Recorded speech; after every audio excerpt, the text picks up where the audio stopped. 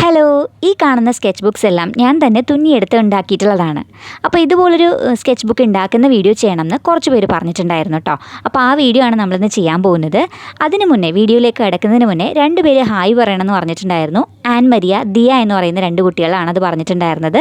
അപ്പോൾ 2 പേർക്കും ഹായ്. ഇനി നമുക്ക് ഈ സ്കെച്ച് ബുക്സ് എങ്ങനെയാണ് ഉണ്ടാക്കുന്നത് നോക്കാം. അപ്പോൾ അതിന് മുന്നേ നമ്മൾ ഈ കാണിക്കുന്ന സ്കെച്ച് ബുക്സിൻ്റെയൊക്കെ കവർ ഞാൻ ഉണ്ടാക്കിയിട്ടുള്ളത് ഒന്നൊരു ജീൻസിൻ്റെ മെറ്റീരിയൽ കൊണ്ടും രണ്ടാമത്തേത് എൻ്റെ തന്നെ ഒരു ടീഷർട്ടിൻ്റെ ഒരു തുണി കൊണ്ടുമാണ് ആ റെഡ് വൺ ഉണ്ടാക്കിയിട്ടുള്ളത്. പിന്നെ അതുപോലെ തന്നെ ഈ ഒരു കളറ് സ്കെച്ച് ബുക്ക് ഉണ്ടാക്കിയിട്ടുള്ളതും ഒരു പാൻസിൻ്റെ തുണി കൊണ്ടാണ് എന്നാണ് എനിക്ക് തോന്നുന്നത്. പിന്നെ കുറച്ച് എന്താ പറയുക, നമ്മൾ എന്തൊക്കെയോ തയ്ച്ചതിൻ്റെ കുറച്ച് പീസ് ബാക്കിയുണ്ടായിരുന്നു, അതും കൂടി ഉപയോഗിച്ചിട്ടുണ്ട്. അപ്പോൾ പലതിലും ഉപയോഗിച്ചിരിക്കുന്ന പേപ്പർ ഡിഫറെൻ്റ് ആണ്. ഇതിൽ ആ റെഡ് വൺ ഒഴികെയുള്ള സ്കെച്ച് ബുക്സിലൊക്കെ ഇതുപോലുള്ള ഹാൻഡ് മെയ്ഡ് പേപ്പറാണ് ഉപയോഗിച്ചിരിക്കുന്നത്. ഹാൻഡ് മെയ്ഡ് പേപ്പർ എന്ന് പറയുമ്പോൾ 2 തരത്തിൽ കിട്ടും, സോഫ്റ്റ് ആയിട്ടുള്ളതും ഹാർഡ് ആയിട്ടുള്ളതും കിട്ടും. അപ്പോൾ എനിക്ക് അറിയില്ലാതിരുന്നത് കൊണ്ട് അന്ന് ഞാൻ അത്രത്തോളം നല്ല ക്വാളിറ്റി ഉള്ള ഒരു ഹാൻഡ് മെയ്ഡ് പേപ്പർ അല്ല ഉപയോഗിച്ചത്. അപ്പോൾ അതുകൊണ്ട് തന്നെ ഇത് ബ്ലീഡ് ആവുന്ന ഒരു ടെൻഡൻസി ഉള്ള ഹാൻഡ് മെയ്ഡ് പേപ്പറാണ്. പണ്ട് എപ്പോഴോ വാങ്ങിച്ചിട്ട് എൻ്റെ കയ്യിലുണ്ടായിരുന്നതാണ്. അപ്പോൾ ഇത് വെച്ചിട്ടാണ് ആ ഒരു പാണ്ടക്കുട്ടൻ്റെ സ്കെച്ച് ബുക്കൊക്കെ ഉണ്ടാക്കിയെടുത്തിട്ടുള്ളത്. അപ്പോൾ ഇതിൽ നമുക്ക് വാട്ടർ കളർ ചെയ്യുമ്പോൾ ബ്ലീഡ് ആവാനുള്ളൊരു ടെൻഡൻസി ഉണ്ട്. അതേസമയം അക്രിലിക് ആണെങ്കിൽ വലിയ കുഴപ്പമില്ല. പക്ഷേ എന്നിരുന്നാലും അതിൽ പെയിൻറ്റ് പിടിക്കാനൊക്കെ വളരെ ഡിഫിക്കൽട്ടാണ്. അപ്പോൾ ഇത് ഞാൻ ഏതോ ഒരു പെയിൻറ്റിങ് വരച്ചിട്ട് പൂർത്തിയാക്കാണ്ട് വെച്ചിരുന്നതാണ് കേട്ടോ.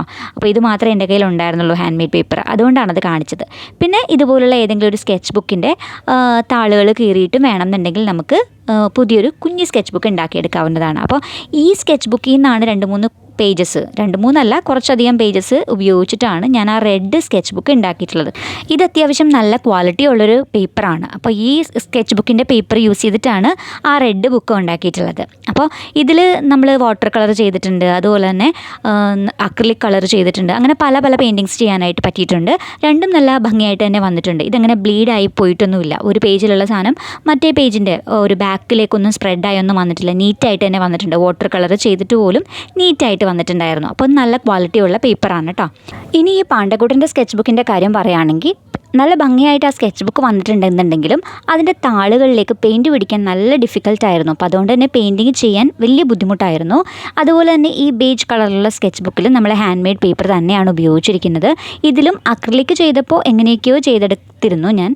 പക്ഷേ വാട്ടർ കളർ ഒട്ടും ചെയ്യാൻ പറ്റുന്നുണ്ടായിരുന്നില്ല. അടിയിൽ പേപ്പർ വയ്ക്കാണ്ട് ഞാൻ വാട്ടർ കളർ ചെയ്ത് തുടങ്ങിയ ഒരു പേജാണ് ഈ കാണുന്നത്. അപ്പോൾ ഇതിൻ്റെ താഴെ, ഇതിൻ്റെ ബാക്ക് സൈഡിലും അതുപോലെ തന്നെ നെക്സ്റ്റ് പേജിലേക്ക് കൂടി ആ ഒരു കളേഴ്സ് എല്ലാം ബ്ലീഡായി ചെന്നിട്ടുണ്ട്. അപ്പോൾ അത് തീർച്ചയായിട്ടും നമ്മുടെ പേജ് വെറുതെ സ്പോയിൽ ആവുന്ന കാര്യമാണല്ലോ. അപ്പോൾ അതുകൊണ്ട് തന്നെ ഈ ഒരു പേപ്പർ വാട്ടർ കളർ ചെയ്യാൻ ഒട്ടും റെക്കമെൻഡ് ചെയ്യാൻ പറ്റുന്നൊരു കാര്യമല്ല.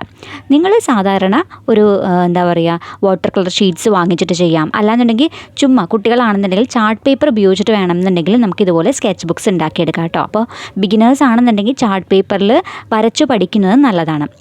അതിൽ ചെയ്യാനായിട്ട് ബുദ്ധിമുട്ടാണ്. എന്നിരുന്നാലും ബിഗിനേഴ്സ് ആണെന്നുണ്ടെങ്കിൽ പുതിയ പേപ്പറൊക്കെ വാങ്ങിച്ചിട്ട് പൈസ കളയുന്നതിനേക്കാളും നല്ലത് ചാർട്ട് പേപ്പറിലോ അല്ലെങ്കിൽ ഇതുപോലുള്ള സാധാരണ ഡ്രോയിങ് ഷീറ്റിൻ്റെ പേപ്പർ നിങ്ങൾക്ക് യൂസ് ചെയ്യാം.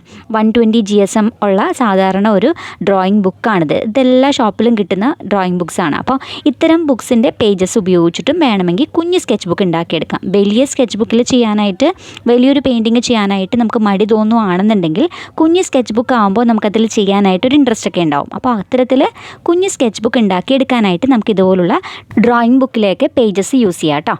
അപ്പോൾ ഇന്ന് ഈ വീഡിയോയിൽ നമ്മൾ ഈ ഡ്രോയിങ് ബുക്കിലെ പേജസ് ആണ് ഉപയോഗിക്കാനായിട്ട് പോകുന്നത്. അപ്പോൾ ഇതൊരു സാമ്പിളായിട്ട് കാണിക്കുന്നതാണ്. അപ്പോൾ അതുകൊണ്ട് തന്നെ വലിയൊരു സ്കെച്ച് ബുക്കൊന്നും അല്ല നമ്മൾ ഉണ്ടാക്കാൻ പോകുന്നത്. എൻ്റെ കയ്യിലുള്ള ഈ 3 സ്കെച്ച് ബുക്കുകളെക്കാളും തീരെ ചെറിയൊരു കുഞ്ഞ് സ്കെച്ച് ബുക്ക് ഉണ്ടാക്കിയെടുക്കാൻ പോകണം. അപ്പോൾ ക്യൂട്ടായിട്ടുള്ള കുഞ്ഞ് ടൈനി പെയിൻറ്റിംഗ് ഒക്കെ നമുക്കതിൽ ചെയ്യാനായിട്ട് പറ്റുകയും ചെയ്യും. അപ്പോൾ ആ രീതിയിൽ ഒരു കുട്ടി സ്കെച്ച് ബുക്കാണ് ഉണ്ടാക്കാൻ പോകുന്നത്. അപ്പോൾ അതിനായിട്ട് നമ്മൾ ആദ്യമേ ഡ്രോയിങ് ബുക്കിൻ്റെ ആ താളുകൾ കീറിയെടുത്തിട്ടുണ്ട്. ഇനി ഞാൻ അതിൽ നിന്ന് കിട്ടുന്ന മാക്സിമം ലെങ്ത് ഒന്ന് അളന്ന് നോക്കുന്നുണ്ട്. അപ്പോൾ എത്ര വലുപ്പത്തിലാണോ നമുക്ക് സ്കെച്ച് ബുക്ക് വേണ്ടത് ആ വലുപ്പത്തിലേക്ക് നമുക്ക് ഈ ഒരു പേജിനെ മാറ്റിയെടുക്കണം. അപ്പോൾ അതിന് വേണ്ടിയിട്ട് ജസ്റ്റ് ഒന്ന് അളന്ന് നോക്കുകയാണ്. അപ്പോൾ ഈ ഒരു പേജ്, ഈ ഒരു ഷീറ്റ് 28 സെൻറ്റിമീറ്ററിനേക്കാളും ഒക്കെ കൂടുതലുണ്ട്. 29 സെൻറ്റിമീറ്ററിന് അടുത്തുണ്ട്. അപ്പോൾ നമുക്ക് അത്രയും വേണ്ട. അപ്പോൾ 28 സെൻറ്റിമീറ്റർ വെച്ചിട്ട്, ആ ഒരു നീളം വെച്ചിട്ട് നമുക്കതിനെ എത്രയായിട്ട് ഡിവൈഡ് ചെയ്യാമെന്ന് ആലോചിച്ച് നോക്കി. അപ്പോൾ എനിക്ക് തോന്നി 7 സെൻറ്റിമീറ്റർ വീതമുള്ള കുട്ടി കുട്ടി പീസസ് ആയിട്ട് ഇതിനെ കട്ട് ചെയ്തെടുക്കാമെന്ന്. ഇങ്ങനെ അല്ലാണ്ട് നിങ്ങൾക്ക് ചെയ്യാം കേട്ടോ. വേണമെന്നുണ്ടെങ്കിൽ 14 സെൻറ്റിമീറ്ററുള്ള പീസസ് ആയിട്ട് കട്ട് ചെയ്തെടുക്കാം. അല്ലാന്നുണ്ടെങ്കിൽ അതിനനുസരിച്ച് നിങ്ങളുടെ കയ്യിലുള്ള പേപ്പർ എത്രയാണോ അതിനനുസരിച്ച് 4ആയിട്ടോ 3ആയിട്ടോ ഒക്കെ മടക്കി അതിനെ കട്ട് ചെയ്തെടുത്താലും മതിയാവും. അപ്പോൾ ഞാനിത് കുറച്ചുകൂടി കൃത്യമായിട്ട് വരാൻ വേണ്ടിയിട്ടാണ് ഇങ്ങനെ സ്കെയിൽ കൊണ്ട് അളന്ന് മാർക്ക് ചെയ്ത് വെച്ചതിന് ശേഷം കട്ട് ചെയ്തെടുക്കുന്നത് കേട്ടോ. അപ്പോൾ ആദ്യമേ നമ്മളിങ്ങനെ ഒന്ന് മാർക്ക് ചെയ്ത് വെക്കുക. ഒരു സോഫ്റ്റ് ആയിട്ടുള്ള ആയിട്ടുള്ള ലൈൻസ് ആയിരിക്കണം ഈ സമയത്ത് നമ്മൾ വരയ്ക്കേണ്ടത്. അല്ലാന്നുണ്ടെങ്കിൽ പേപ്പർ കട്ട് ചെയ്തെടുത്തതിന് ശേഷവും ഇതുപോലെ തന്നെ അതിൽ ആ ഒരു പാട് കാണാൻ ചാൻസ് ഉണ്ട്. അപ്പോൾ അതുകൊണ്ട് തന്നെ കഴിവതും സോഫ്റ്റ് ആയിട്ടുള്ള ലൈൻസ് വരച്ചതിന് ശേഷം അതിങ്ങനെ ഒരു കട്ടിംഗ് ബ്ലേഡ് ഉപയോഗിച്ചോ അല്ലെങ്കിൽ നിങ്ങളുടെ കയ്യിലുള്ള കത്രിക ഉപയോഗിച്ചിട്ടോ കട്ട് ചെയ്തെടുക്കാം. കട്ടിംഗ് ബ്ലേഡ് ആണെന്നുണ്ടെങ്കിൽ കുറച്ചുകൂടി നീറ്റായിട്ടുള്ള എഡ്ജസ് ആയിട്ട് വരും. അല്ലാന്നുണ്ടെങ്കിൽ കത്രിക ആണെങ്കിൽ ചിലപ്പോൾ അതിൻ്റെ ഒരു പാടൊക്കെ കാണാൻ ചാൻസ് ഉണ്ട്, അത്രത്തോളം നീറ്റായിട്ട് വരണമെന്നില്ല. അപ്പോൾ എനിവേ കുട്ടികളാണെന്നുണ്ടെങ്കിൽ കട്ടിംഗ് ബ്ലേഡിനേക്കാൾ സേഫ് കത്രിക തന്നെയാണ്. അപ്പോൾ അതെങ്ങനെയാണെന്ന് വെച്ചാൽ നിങ്ങൾ എടുക്കുക കേട്ടോ. അപ്പോൾ ഇങ്ങനെ കട്ട് ചെയ്തെടുക്കുകയാണ് നമ്മളിപ്പോൾ ആദ്യം ചെയ്യുന്ന പരിപാടി. ഇതിന് ശേഷം നമ്മളിങ്ങനെ കട്ട് ചെയ്തെടുക്കുന്ന ഈ പേപ്പർ ഇത്രയും വലുപ്പത്തിലല്ല നമുക്ക് വേണ്ടത്. അപ്പോൾ അതുകൊണ്ട് തന്നെ ഇത് രണ്ടായിട്ട് മടക്കിയെടുക്കണം. അപ്പോൾ നമ്മളുടെ കയ്യിലുള്ള പേപ്പറിൻ്റെ വലുപ്പം അനുസരിച്ച് നിങ്ങൾക്ക് എത്ര വലുപ്പത്തിലുള്ള സ്കെച്ച് ബുക്കാണോ വേണ്ടത് ആ രീതിയിൽ ഒരു പേപ്പർ എടുത്ത് അതിനിങ്ങനെ രണ്ടായിട്ട് മടക്കി എടുക്കുക. എല്ലാം ഒരേ വലുപ്പത്തിലാവാൻ മാത്രം നിങ്ങൾ ശ്രദ്ധിച്ചിരുന്നാൽ മതി. അല്ലാണ്ട് ഇതേ അളവിൽ തന്നെ നിങ്ങൾ സ്കെച്ച് ബുക്ക് ഉണ്ടാക്കണം എന്നില്ല. നിങ്ങൾക്ക് വേണ്ട അളവിൽ ഞാനിപ്പോൾ കാണിക്കുന്ന ആ ഒരു മെത്തേഡ് ഫോളോ ചെയ്ത് സ്കെച്ച് ബുക്ക് ഉണ്ടാക്കിയെടുക്കാം. അപ്പോൾ നമ്മളിതെല്ലാം ഇങ്ങനെ മടക്കി എടുത്തിട്ടുണ്ട്. ഏതാണ്ട് 27 പീസോളം ഇപ്പം എൻ്റെ കയ്യിലിരിക്കുന്ന ഈ ഒരു പേപ്പർ ഉണ്ട് കേട്ടോ, ഇങ്ങനെ മടക്കി എടുത്ത് കഴിഞ്ഞപ്പോൾ.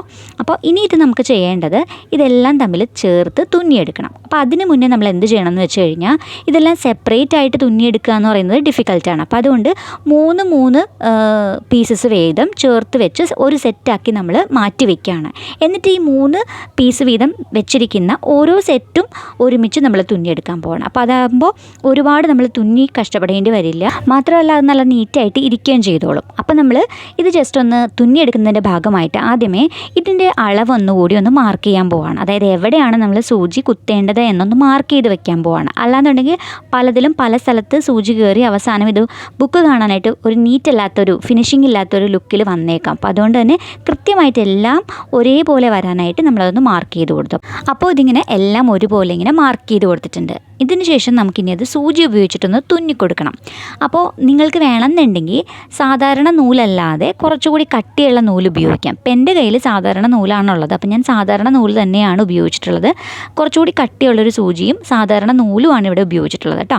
അപ്പോൾ ആ രീതിയിൽ നമ്മൾ മാർക്ക് ചെയ്ത് കൊടുത്തിട്ടില്ലേ, ആ മാർക്ക് ചെയ്ത് കൊടുത്ത സ്ഥലത്ത് സൂചി കൊണ്ടൊന്ന് പോയിൻ്റ് ഇട്ട് വെക്കുകയാണ്. അതിന് ശേഷമാണ് തുന്നാൻ പോകുന്നത്. അപ്പോൾ ആദ്യം ഇങ്ങനെ പോയിൻ്റ് ഇട്ട് വെച്ചതിന് ശേഷം ഓരോന്നായിട്ട് എടുത്ത് നമുക്ക് തുന്നിയെടുക്കാം. അപ്പോൾ ഫസ്റ്റ് നമ്മൾ വെച്ചിരിക്കുന്ന ആ ഒരു പീസ് എടുത്തിട്ട് സൂചി ഇതുപോലെ തന്നെ ഉള്ളിൽ നിന്ന് കയറ്റി കൊടുക്കുകയാണ്. അപ്പോൾ പുറമേ അത് കണ്ട് വൃത്തികേടായിട്ട് ഫീൽ ചെയ്യില്ല. പിന്നെ എന്തായാലും നമ്മളിത് കാണാനൊന്നും പോകുന്നില്ല, നമ്മളത് പശയൊക്കെ ഉപയോഗിച്ചിട്ട് കവർ പേജൊക്കെ ഒട്ടിച്ച് കഴിയുമ്പോൾ കാണില്ല. എന്നിരുന്നാലും അകത്തുനിന്ന് തന്നെ ഇങ്ങനെ നോട്ടിട്ട് 1-2 തവണ ഫസ്റ്റ് നമ്മളെടുത്ത ആ ഒരു പേജുകൾ ഇങ്ങനെ സെക്യൂർഡായിട്ട് ചേർത്ത് തുന്നി വയ്ക്കുകയാണ്.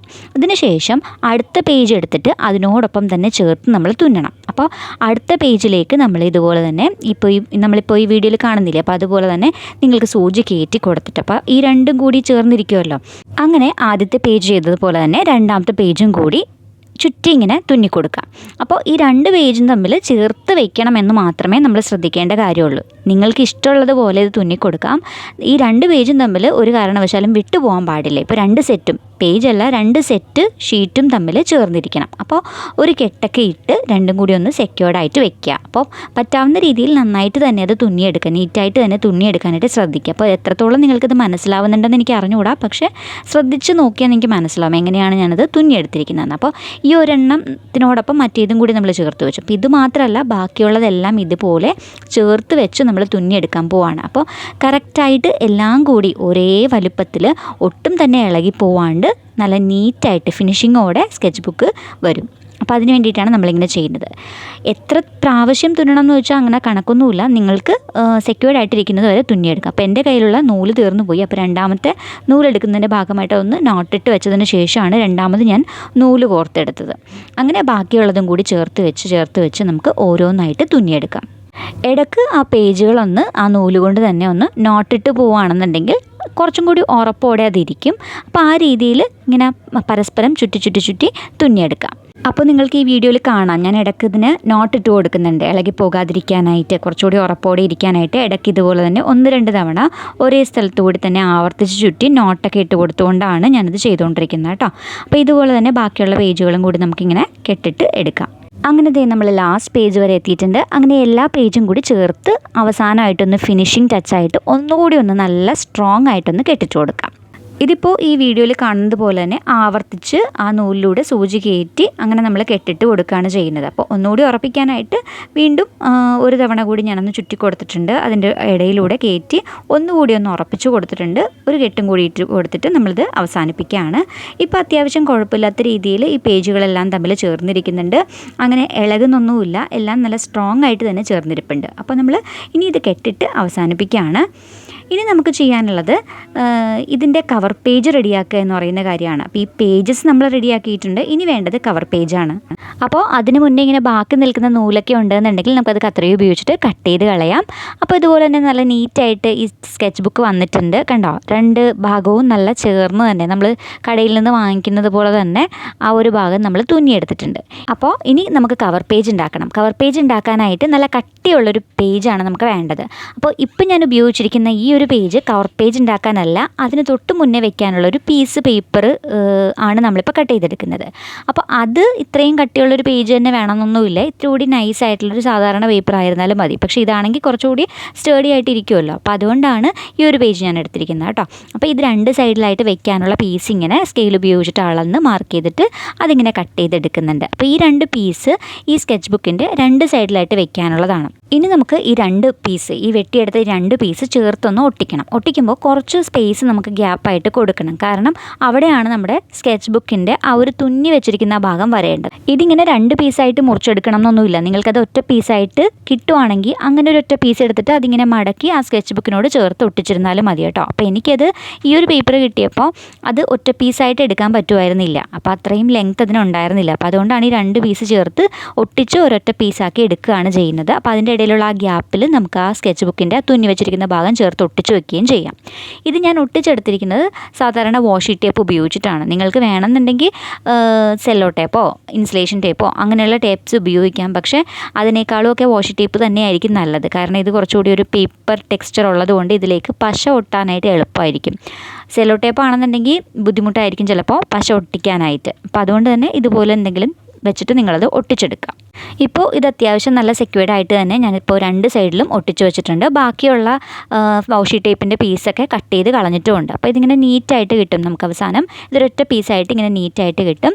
ഇതിൻ്റെ ആ ഒരു പേപ്പർ ഒട്ടിച്ചിരിക്കുന്ന ആ ഭാഗത്ത് നമുക്കിങ്ങനെ സ്കെച്ച് ബുക്ക് ചേർത്ത് വെച്ചിട്ട് പശ ഉപയോഗിച്ചിട്ട് ഒട്ടിച്ചു കൊടുക്കണം. പശ എന്ന് പറയുമ്പോൾ ഏത് പശ വേണമെങ്കിലും നിങ്ങൾക്ക് ഉപയോഗിക്കാം. നന്നായിട്ട് അത് ചേർന്ന് ഇരിക്കണം, അത്ര മാത്രമേ നമുക്കുള്ളൂ. ഇപ്പം നമ്മൾ സാധാരണ കടയിൽ നിന്ന് വാങ്ങിക്കാൻ കിട്ടുന്ന ഗ്ലൂ ആണ് ഉപയോഗിക്കുന്നത്. അല്ലാതെ നിങ്ങൾക്ക് വേണമെങ്കിൽ ഗ്ലൂ ഗൺ ഉപയോഗിക്കാം. അപ്പോൾ അങ്ങനെയുള്ള ഏത് വശം ഉപയോഗിച്ചിരുന്നാലും കുഴപ്പമില്ല കേട്ടോ. ഫെവിക്കോളോ അങ്ങനെയുള്ള കാര്യങ്ങളൊക്കെ നമുക്ക് ഇവിടെ ഒട്ടിക്കാനായിട്ട് ഉപയോഗിക്കാം. ആവശ്യത്തിന് പശ സ്പ്രെഡാക്കിയതിന് ശേഷം അതിലേക്ക് ഈ പുസ്തകത്തിൻ്റെ നൂല് ഉള്ള ആ ഭാഗം നമുക്ക് ചേർത്ത് ഒട്ടിച്ചു കൊടുക്കണം. ഇത് ഒട്ടാനായിട്ട് കുറച്ച് സമയം എടുക്കും. ഫെവിക്കോൾ പോലത്തെ പശ ആയതുകൊണ്ട് തന്നെ ഒട്ടാനായിട്ട് കുറച്ചധികം സമയം എടുക്കും. അപ്പോൾ അതുകൊണ്ട് തന്നെ അത്രയും നേരം നമ്മളിതിനെ എന്തെങ്കിലും വെയിറ്റുള്ള സാധനമോ മറ്റോ എടുത്ത് ഇതിൻ്റെ പുറത്ത് വെച്ച് കൊടുക്കുകയാണെങ്കിൽ അത് പെട്ടെന്ന് എല്ലാം കൂടി ചേർന്നങ്ങോട്ട് ഒട്ടിക്കിട്ടും. അപ്പോൾ അത് കുറച്ച് നേരം അങ്ങനെ വയ്ക്കുക.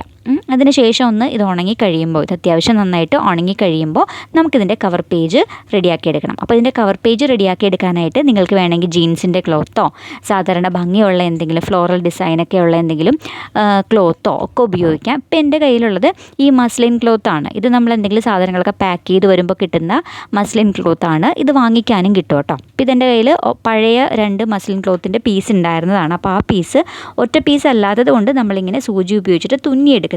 ഇത് ഒറ്റ പീസ് ആണെന്നുണ്ടെങ്കിൽ ഇതിൻ്റെ ആവശ്യം വരില്ല, കുറച്ചുകൂടി നീറ്റായിട്ട് ഇരിക്കുകയും ചെയ്യും. അപ്പോൾ ഇത് നമ്മളിതിങ്ങനെ തുന്നിയെടുത്തു കവർ പേജ് ഉണ്ടാക്കാനായിട്ട്.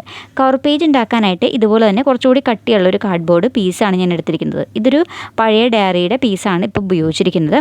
അതിൻ്റെ ആ ഒരു ഷേപ്പ് നമ്മളൊന്ന് അളന്ന് വയ്ക്കുന്നുണ്ട്. കാരണം ഞാൻ ഈ ഒരു ക്ലോത്തിൽ കുറച്ചൊരു എംബ്രോയ്ഡറി പോലെ കൊടുക്കാനായിട്ട് ഉദ്ദേശിക്കുന്നുണ്ട്. അല്ലെങ്കിൽ ഇത് വലിയ പ്ലെയിനായിട്ട് പ്രത്യേകിച്ച് ഡിസൈനൊന്നും ഇല്ലാത്തതുകൊണ്ട് തന്നെ പ്ലെയിനായിട്ട് പോകുമല്ലോ. അപ്പോൾ അതുകൊണ്ട് തന്നെ അതിലൊരു ചെറിയൊരു എംബ്രോയ്ഡറി പോലെ കൊടുക്കുന്നുണ്ട്. നിങ്ങൾക്ക് വേണമെങ്കിൽ മുത്തുകളൊക്കെ അറ്റാച്ച് ചെയ്യാം.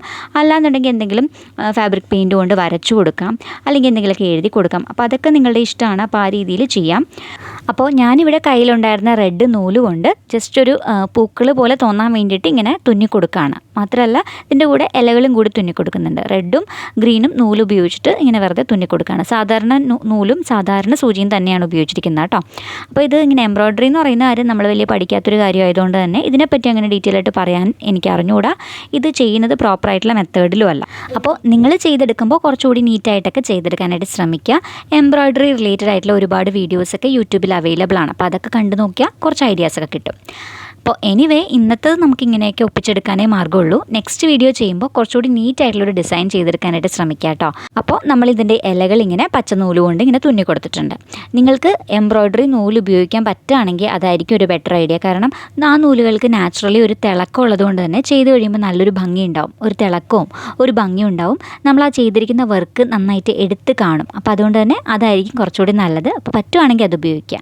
ഇനി നമ്മൾ ചെയ്യേണ്ടത് ഈ കാർഡ്ബോർഡ് പീസ് ഈ ഒരു തുണി കഷ്ണത്തിൽ ചേർത്ത് ഒട്ടിക്കുക എന്നുള്ളതാണ്. അപ്പോൾ ഏത് ക്ലോത്താണോ നിങ്ങൾ എടുത്തിരിക്കുന്നത് അതിനോട് ഈ കാർഡ്ബോർഡ് പീസ് ചേർത്ത് ഒട്ടിക്കുക. നടുക്ക് കുറച്ച് ഗ്യാപ്പ് കൊടുത്തിട്ടുണ്ട്. അത് നമുക്ക് ആ സ്കെച്ച് ബുക്കിൻ്റെ ആ നടുക്കത്തെ ആ ഭാഗം ചേർത്ത് ഒട്ടിക്കാനുള്ള ഗ്യാപ്പാണ് അവിടെ കൊടുത്തിട്ടുള്ളത്. എന്നിട്ട് പശ ഉപയോഗിച്ചിട്ട് നന്നായിട്ട് ചേർത്ത് ഒട്ടിക്കുക. ഇതൊട്ടാനായിട്ട് മുന്നേ നമ്മൾ കാണിച്ച ആ ഒരു പേജസ് തമ്മിൽ ഒട്ടിക്കുന്നതിനേക്കാളും നേരം എടുക്കും. കാരണം ഇത് തുണിയാണല്ലോ. അപ്പോൾ അതുകൊണ്ട് തന്നെ കുറച്ചധികം നേരം നമ്മൾ അനക്കാതെ വെച്ചിരുന്നാൽ മാത്രമേ ഇത് ഒട്ടിക്കിട്ടുള്ളൂ. നന്നായിട്ട് പ്രസ് ചെയ്യുക. പശ തേച്ചതിന് ശേഷം നന്നായിട്ട് പ്രസ് ചെയ്ത് കൊടുക്കുക കൈകൊണ്ട്. അപ്പോൾ അത് ചേർന്നിരുന്നോളും. ഇനി ഈ ഒരു ഭാഗത്ത് നീറ്റല്ല എന്ന് വിചാരിച്ചിട്ട് വിഷമിക്കേണ്ട ആവശ്യമില്ല. ആ സ്കെച്ച് ബുക്കിലെ ഭാഗം നമ്മളിതിലേക്ക് ചേർത്തൊട്ടിച്ച് കഴിയുമ്പോൾ ഈ തുണി ഇങ്ങനെ നീണ്ടിരിക്കുന്നൊന്നും കാണില്ല. അപ്പോൾ അതുകൊണ്ട് അത് നീറ്റായിട്ട് വന്നോളും. അപ്പോൾ ഇങ്ങനെ പശ നന്നായിട്ട് തന്നെ അത്യാവശ്യം നന്നായിട്ട് തന്നെ ലിബറലായിട്ട് തന്നെ ഇട്ട് കൊടുക്കുക. എന്നിട്ട് നന്നായിട്ട് പ്രസ് ചെയ്ത് കൊടുക്കുക. കുറച്ചു നേരം നമുക്കിത് ഇങ്ങനെ വെച്ചതിന് ശേഷം ഇതിനോടൊപ്പം മറ്റേ ഒരു ഭാഗവും കൂടി സ്കെച്ച് ബുക്കിൻ്റെ മറ്റേ ഭാഗം കൂടി ഇതിനോട് ചേർത്ത് ഒട്ടിച്ചു കൊടുക്കണം. സ്കെച്ച് ബുക്ക് ഇതിലേക്ക് അറ്റാച്ച് ചെയ്യണമല്ലോ, അങ്ങനെ ഒട്ടിച്ചു കൊടുക്കണം. അപ്പോൾ അതിനായിട്ടാണ് രണ്ടാമതൊന്നുകൂടി പശ തേച്ച് കൊടുക്കുന്നത്. എന്നിട്ട് സ്കെച്ച് ബുക്കിൻ്റെ ആ നടുഭാഗം ചേർത്തൊന്ന് വെച്ച് കൊടുക്കുക. രണ്ട് സൈഡിലും നമ്മൾ ഒട്ടിച്ച് വെച്ചിരിക്കുന്ന ആ കാർഡ്ബോർഡ് പീസില്ലേ, ആ കാർഡ്ബോർഡ് പീസ് ഈ രണ്ട് സൈഡിലേക്കും ചേർന്ന് പശ ചേർത്ത് ഒട്ടിച്ചു വയ്ക്കണം. അപ്പോൾ ശരിക്കും പറഞ്ഞാൽ ആ സ്കെച്ച് ബുക്കിൻ്റെ ഫ്രണ്ട് പേജ് കാണുമ്പോൾ ഒട്ടും എന്താ പറയുക ഉള്ളിൽ വെച്ചിരിക്കുന്ന തുണിയുടെ ഭാഗം കാണുക അങ്ങനെയൊന്നുമില്ല. നല്ല നീറ്റായിട്ട് തന്നെ ഇരുന്നോളും. നന്നായിട്ട് പ്രസ് ചെയ്ത് കൊടുക്കുക. ഇതിന് ശേഷവും നമ്മൾ മുന്നേ ചെയ്തതുപോലെ തന്നെ വെയിറ്റുള്ള എന്തെങ്കിലും ഒരു കാര്യം, നല്ല കട്ടിയുള്ളൊരു പുസ്തകമോ എന്തെങ്കിലും എടുത്ത് വെയിറ്റുള്ള എന്തെങ്കിലും ഒരു കാര്യം എടുത്തതിൻ്റെ മീതെ വെച്ച് കൊടുക്കാൻ പറ്റുകയാണെങ്കിൽ കുറച്ചുകൂടി നന്നായിട്ട് അത് ഒട്ടിക്കിട്ടും. മാത്രമല്ല നല്ല ഫിനിഷിംഗ് ഉണ്ടാവും. അപ്പോൾ അതുകൊണ്ട് തന്നെ അങ്ങനെ എന്തെങ്കിലും വെയിറ്റ് വെച്ച് കൊടുക്കാൻ പറ്റുകയാണെങ്കിൽ നല്ലതാണ് കേട്ടോ. അപ്പോൾ ഇതാണ് നമ്മുടെ സ്കെച്ച് ബുക്ക്. അത്യാവശ്യം നല്ല നീറ്റായിട്ട് വന്നിട്ടുണ്ട്. പക്ഷേ ആ ഫ്രണ്ട് പേജിലെ ഡിസൈൻ മാത്രമേ എനിക്ക് തീരെ ഇഷ്ടപ്പെടാണ്ടിരുന്നുള്ളൂ. സൈഡൊക്കെ കണ്ടില്ലേ, നല്ല നീറ്റായിട്ട് തന്നെ ഫിനിഷിങ്ങോടെ തന്നെ വന്നിട്ടുണ്ട്. നമ്മൾ കൈകൊണ്ട് ഉണ്ടാക്കിയതുപോലെ തോന്നുന്നില്ല. പിന്നെ ആ ഫ്രണ്ട് പോർഷൻ അത്രത്തോളം ആ ഒരു ഷേപ്പിൽ വന്നതുപോലെ എനിക്ക് തോന്നുന്നില്ല. മാത്രമല്ല നമ്മുടെ ഡിസൈനും ഒരു എംബ്രോയ്ഡറി ചെയ്തിരിക്കുന്നതും അത്രത്തോളം എനിക്ക് ഇഷ്ടപ്പെട്ടിട്ടില്ല. എന്നിരുന്നാലും വലിയ കുഴപ്പമില്ലാണ്ടൊരു കുട്ടി സ്കെച്ച് ബുക്ക് നമ്മൾ ഉണ്ടാക്കിയെടുത്തിട്ടുണ്ട്. അപ്പോൾ ബിഗിനേഴ്സ് ആയിട്ടുള്ള ആളുകൾക്കൊക്കെ തീർച്ചയായിട്ടും എങ്ങനെ ഉണ്ടാക്കണം എന്നുള്ളൊരു ഐഡിയ കിട്ടാനായിട്ട് ഈ ഒരു വീഡിയോ നിങ്ങളെ ഹെൽപ്പ് ചെയ്തിട്ടുണ്ടാവുമെന്ന് വിചാരിക്കുന്നു. അപ്പോൾ ഇനി മറ്റൊരു നല്ല ടോപ്പിക്കുമായിട്ട് നമുക്ക് വീണ്ടും കാണാം. അതുവരെ ബൈ.